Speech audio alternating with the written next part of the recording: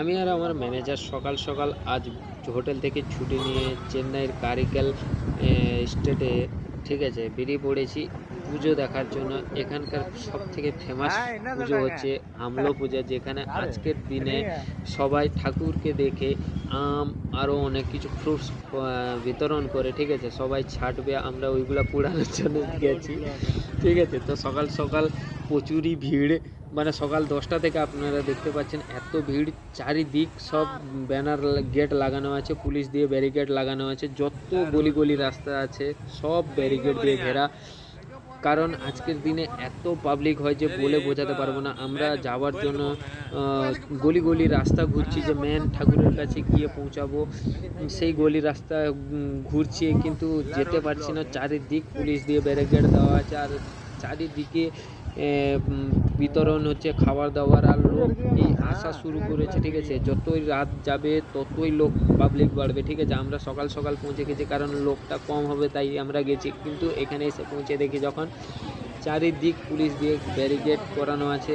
এই যে একজন পুলিশ অফিসার টুপি করলো, ও আমার ম্যানেজারের বন্ধু হয়, ঠিক আছে। ওকে বললাম যে আমরা যাব কি করে, কিন্তু যাওয়ার রাস্তা নেই। ও বলছে, আর আপনারা দেখতে পাচ্ছেন এই সাইডে খাবার বিতরণ নিচ্ছে, সবাই খাবার জন্য ভিড় লাগাচ্ছে সকাল সকাল, ঠিক আছে। বা অনেকজন অনেক অনেক দূর থেকে আসছে, যে আপনাদের বলে বোঝাতে পারবো না। এখন তো সাধারণ পাবলিক, লোকাল পাবলিক মানে প্রচুরই কম, যত দিন গড়াবে ততই লোক বাড়বে, ততই বাড়াবে।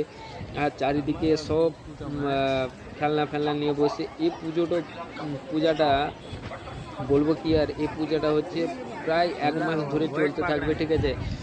প্রায় 1 মাস চলবে এই পূজাটা। বহুত মানে এখানকার সব থেকে ফেমাস পূজা, ঠিক আছে। চেন্নাইয়ের সব থেকে, চেন্নাই না, কারিকাল স্টেটের সব থেকে বড় পূজা এটাই। তো 1 মাস ধরে পুরোই চলবে। এখানে সব কিছু কম দামে পাওয়া যায়, বহুতই আনন্দের ব্যাপার। তো আমিও এসছি, দেখি কী কী পাওয়া যায়, লাস্ট পর্যন্ত দেখবো। মেন যে পূজাটা হচ্ছে আপনারা দেখতে পাচ্ছেন, ওখানকার গেটটা একটা দেখা যাচ্ছে, আর সবাই ছাদে উপরে সবাই দেখছে। মানে এখন ঠাকুর বেরাবে যখন, সবাই আম ছাড়বে, আরও অনেক কিছু ফ্রুট ছাড়বে, তখন দেখা যাবে। আপনারা দেখতে পাচ্ছেন কত লোকজন, সব থার্ড ফ্লোরে পুরো ছাদের উপরে সবাই দেখছে, ঠিক আছে। তো আমি আর আমার ম্যানেজার আজকে ছুটি নিয়ে সকাল সকাল বেরিয়ে পড়েছি। তো যাচ্ছি, দেখি লাস্ট পর্যন্ত কি হয়। তো এসে পৌঁছেই যখন ঠাকুর মন্দিরের কাছে, তখন দেখি লোকের ভিড় এত। এখন তো রোডের সাইডে সবাই দোকান নিয়ে বসে, আরও অনেক দোকান আছে, আপনাদের দেখাবো লাস্ট ভিডিওতে, হয়তো কোনো দিন আর একদিন এসে দেখাবো, ঠিক আছে। তো এখন আমরা যাচ্ছি, আমি আর আমার ম্যানেজার। তো একজন বাবা দেখতে পেলাম যে মানে ঠাকুরের লাগাচ্ছে, ঠিক আছে। তো আমি ভাবলাম আমাকেও লাগাবে, কিন্তু বাবা আমাকে পাইনি, আর লাগানো হলো না। তো সাইড দিয়ে বেরিয়ে গেলাম, প্রচুর ভিড় মেন ঠাকুরকে দেখার জন্য, আমরা খুবই উৎসুক।